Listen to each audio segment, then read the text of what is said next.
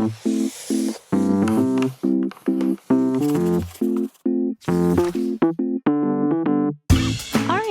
go ahead and get started. Again, my name is Katie, and I'm one of the support team members here at Aplos.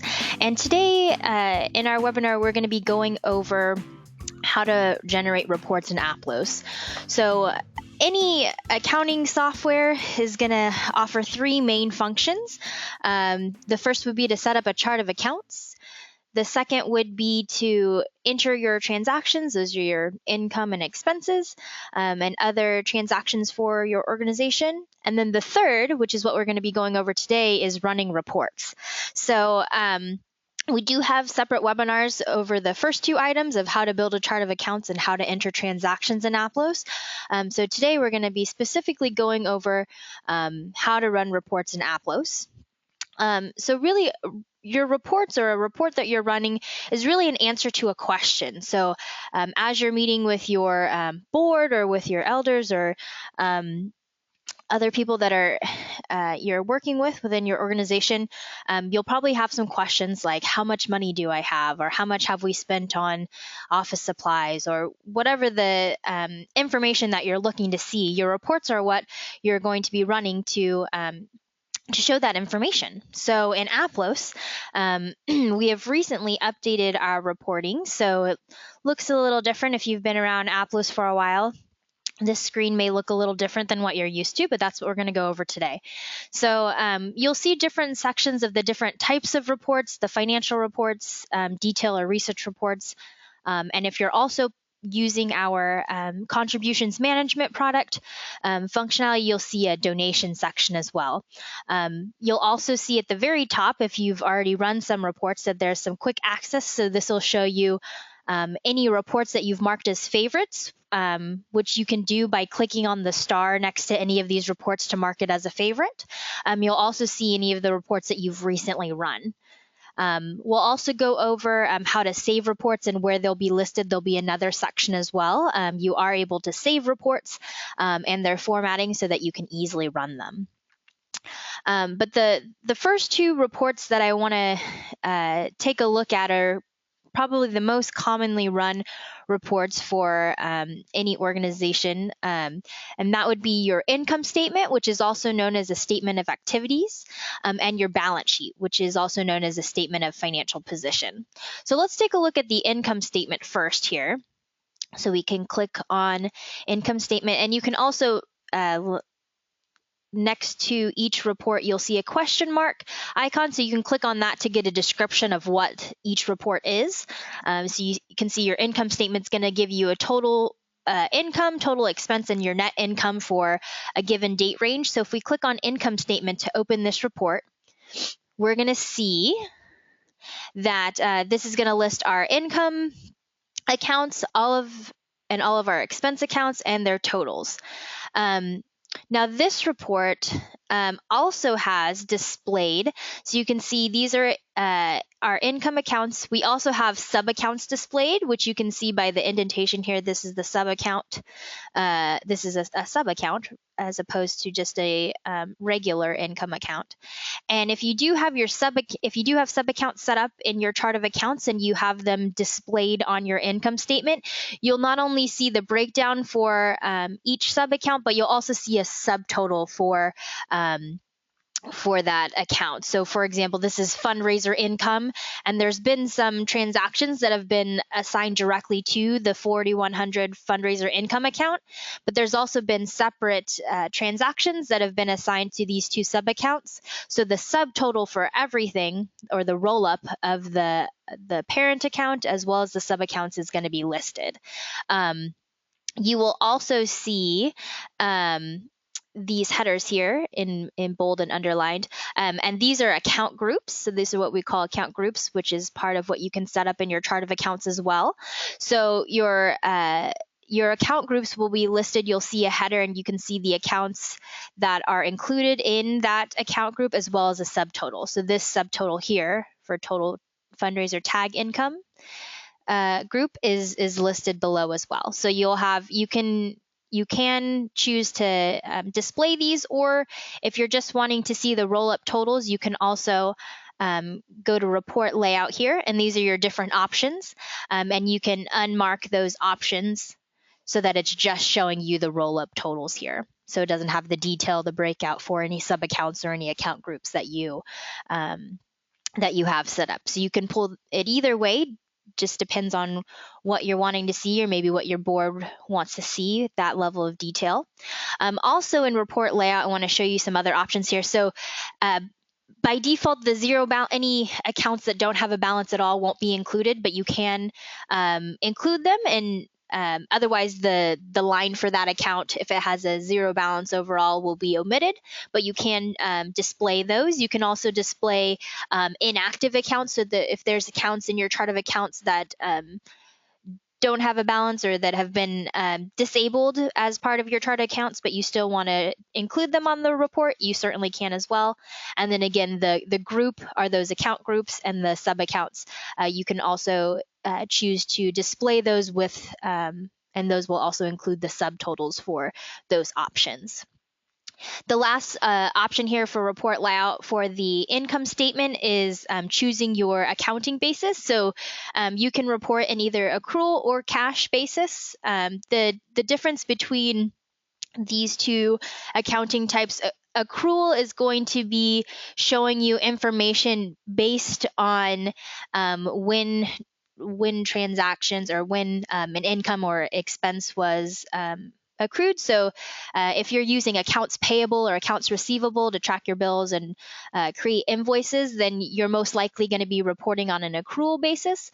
Cash basis is looking at transactions as of the date that they occurred. So as of the date that they were entered, when the money cleared your bank, or when when it entered or when it left your bank account. So when it was cleared. But you can choose either option just depending on how you guys operate. So you can select that for your reports. So you have some customizations. Any options that you make here. So if you want to always include the groups and sub accounts on your report, and you click apply. If you want to save, if you've set up some customizations or formatting that you want to save, you can save your report. So the name of the report, you'll click the save button here. The name of your report is what is going to appear in the software on the report screen. So this is kind of an internal title. So we can say this is income state. Oh, it's already saved for me. Income statement with account groups and sub accounts. And then we can have the title, which is going to be listed here on the report itself. We can change that as well. So if we wanted to list this as income statement with details, maybe. So we'll enter both the name and the title. Again, the name is the internal reference for the report. The title is what actually appears on the report. We can click save. And you should see this message here that your report has been saved. So to access saved reports, two options. If you're already in the screen for the report, so if you're already running an income statement, you can click on the arrow here and you'll see an item for saved reports. So you can click on the report from here to get to that. You'll also see in this drop-down menu, you'll see some related reports as well. So reports that are similar or that you may also want to run. And then the last section here I want to point out for the income statement is the date range. So by default, it'll pull for the current month, but you can, there are some preset date ranges that you can select from. You can also set a custom date range, so you can pull for, if you just wanted to see an income statement for a particular week or month or day, you can run that for any date range as well. So you'll just select custom, and then you can change the date range and click apply to see that. So those are different options as far as what you're able to display on the report and how you're able to run it. We went over how to save your report. So if you have a report that you've set up options for that you want to pull up later, You can also share, print, or download your reports as well. So by sharing a report, you're actually able to send it by email to maybe your board of directors, or if you're the treasurer and you need to send the report to the executive director or the president, you can certainly do that. So you'll enter in the email address for anyone you're wanting to send that to. If you do have more than one email address you're sending to, you'll want to separate that by commas. Sorry. You can change the subject line if you'd like and include some text, just so the person or people that you're sending to know what you're sending them. And then you can also choose the format that the report will be sent in. You can send it as an Excel file, which are these first two formats, a CSV file, which is also a type of spreadsheet file, but is kind of more universally able to be opened by other spreadsheet programs other than Excel. So if you're on a Mac and you're running numbers or something like that, CSV is a little bit easier to open.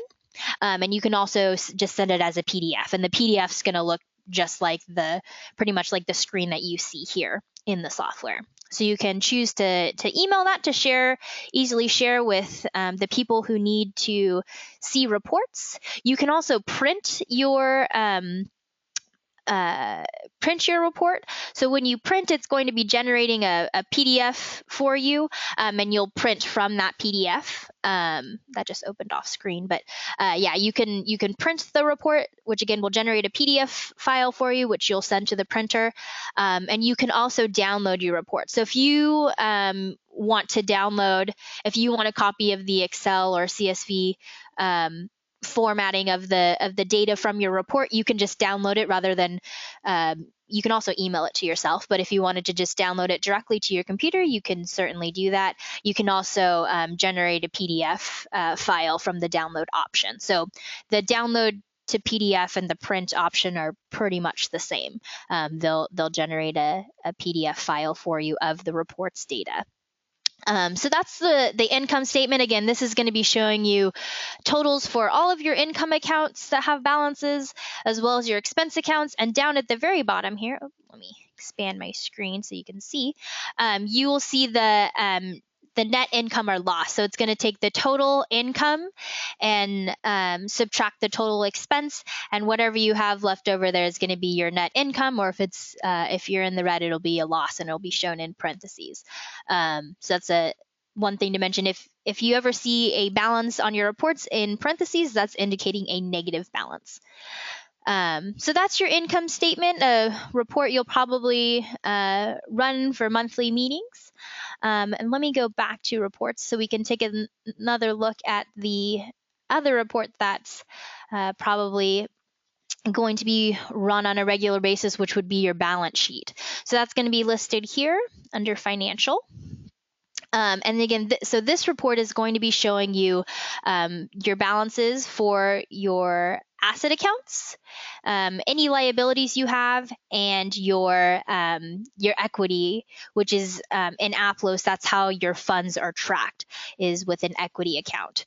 So the kind of accounting equation is your assets equal your liability plus your equity, which can also be seen as your assets plus your assets minus your liabilities equal your equity. So basically, it's taking a look at what you own minus what you owe, so any debt you have, will total to how much overall worth you have, or what you have broken out into your fund balances.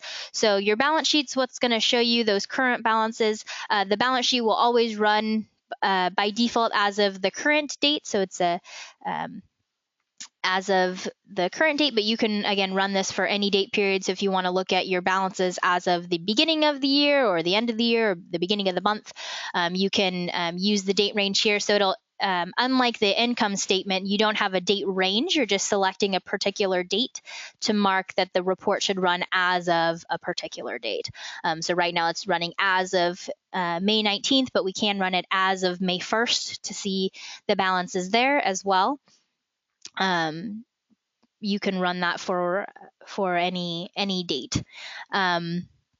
Again, report layout here, you'll still have the options for groups and sub accounts. So if you do have account groups or sub accounts set up for any of your asset or liability or equity accounts, you can include those.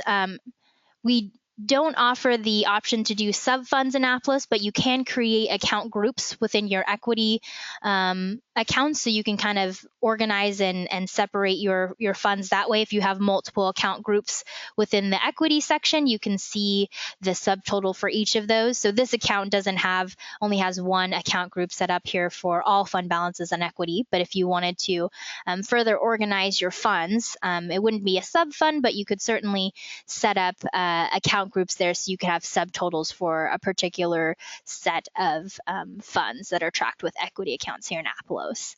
And again, you always have the option here to run this report as of based on an accrual basis or a cash basis. And again, that'll largely to be kind of determine whether you're using accounts payable or accounts receivable, or how you want that report to be shown.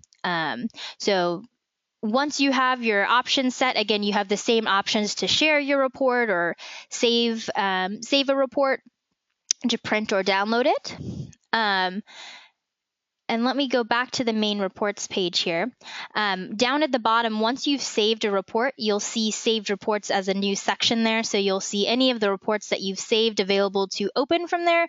If there's a report that you've saved that you no longer need, you can also click the trash can icon, and that'll remove that saved report for you.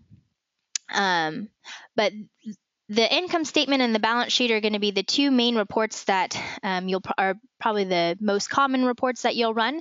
But there's also other reports available. You'll see under each section that there's kind of a few different versions of each report. So the income statement, you can run that by fund, or if you're using custom tags, you can also run a report by custom tags. So if we look, for example, the income statement by fund, you'll see that you'll have a separate report for each fund. So this is the report for the general fund. We can minimize that, and we can expand. This is the report for the missions fund. So it's just an income statement that's filtered by each particular fund. So you can expand and collapse each one to see them separately. But same kind of format with custom tags. If you have those applied, you can run that report that way. And for your balance sheet, you can also, so custom tags don't apply to your asset and liability accounts, but you can run a balance sheet by fund, which is going to give you the separate balance sheets for each of the funds that you have set up here. So you can expand and collapse each one to see the balance sheet for a particular fund. You can also run a comparative balance sheet by fund, which is going to be your balance sheet with added columns for your fund. So rather than having a separate balance sheet for each fund, you just have the breakdown for each fund within your asset and liability accounts. You can see that breakdown on one report rather than having those separated. So that's an option for you as well. So all the reports have several different options. You can also run the income statement by month. Again, anytime it says compare income statement or compare balance sheet, that means that rather than having the separated, broken out reports, you'll have one report with all of that information together. If you're using our budgeting module, you can run a budgeting report. This is going to look very similar to an income statement, but with budgeting information. So you'll see your income and your expense, and you'll also have totals down at the bottom, but you'll have a column for actuals for year to date and the difference. You can also include a budget percentage. You can also include the annual budget as well as, or instead of the year to date budget, you can choose what you'd like to display there. Go back here to reports. And then just want to touch on some of the detail reports here, specifically the general ledger and the transaction list by account reports. So your general ledger, this is a new report that we've added for the new reporting that we've released. And so this report is going to give you a list of transactions with both the debit and the credit movement. So Aplos is a double entry, does provide double entry accounting. When you're recording transactions in the register, you're filling out essentially one half of the transaction entry, and the software is taking care of the other side of that. So you don't enter both the debits and credits from the register. You can do that from the journal entry screen. But this report, the general ledger report, is going to show you both of those movements, as they're called. So if we look at this transaction, we can see that this was a check, a payment that was made, and this was a debit to our 5,300 department expense account, and a credit to the 1,000 checking account. So this transaction, this was an expense made to the department expense account, and it came out of checking. So the expense account was debited and the cash account, the checking, was credited. So this report is going to show you all of those transactions, and you can see all movements for each transaction, both the debits and credits. For your asset and liability accounts, you'll have a beginning and an ending balance for each of your register accounts. So you'll see that for checking, you'll see that listed for savings. This account also has a petty cash asset, as well as accounts receivable.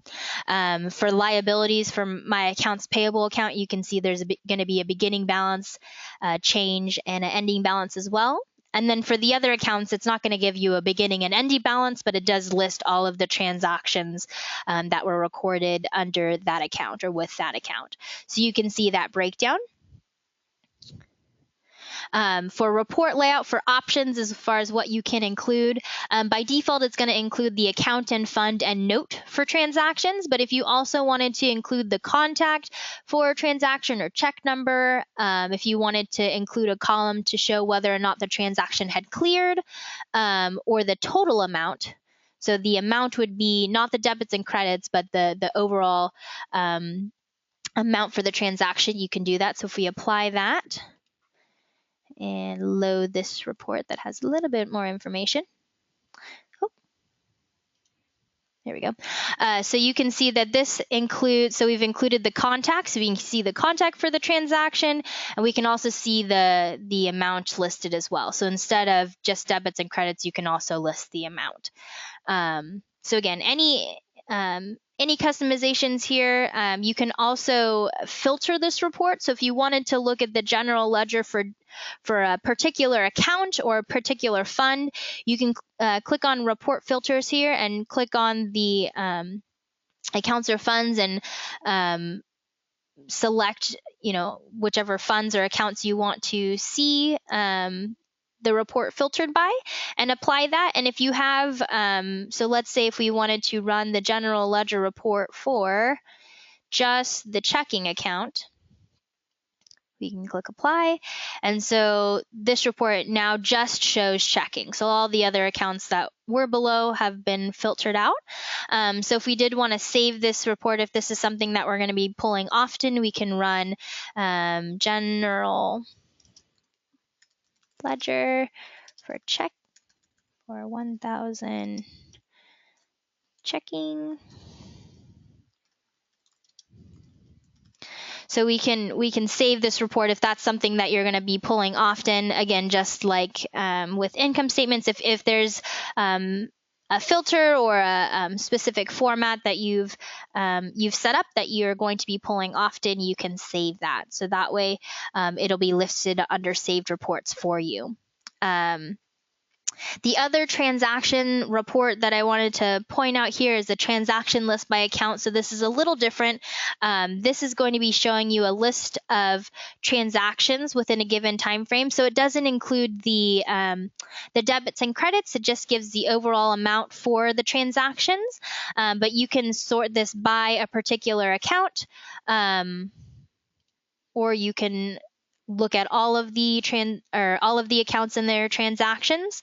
But this is especially helpful if you're looking at transactions that occurred within a particular account. You can see those details from this report here, and that would be the transaction list by account. So that'll sort out the transactions listed under each account that they were recorded in. Just other reports, just to mention that we have these on a high level. Bank reconciliation, if you're using the bank reconciliation module within the accounting, you can see a list of cleared statements that have been completed. If you're using accounts payable or accounts receivable, the aging reports will show you those listed out, as well as the dates that they're either due or that they're going to be received.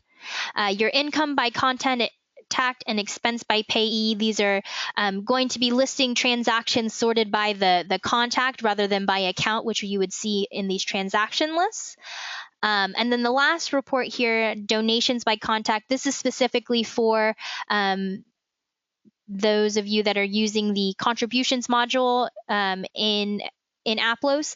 So this is going to give you a list of the donations that you've recorded in the contributions management module of donations. And it's going to be sorted by donors. So you'll see a list of donors and the donations that they've made. And this is also the report. You'll see that there's another section here up at the top, another action for extra actions to print your contribution statements. So if you generate these typically at the end of the year, but you can generate them for a quarter or for a month, whatever date range you'd like to see, you can generate your contribution statements from this donations by contact report. So if you are looking to generate your statements, this is the report that you would run for that.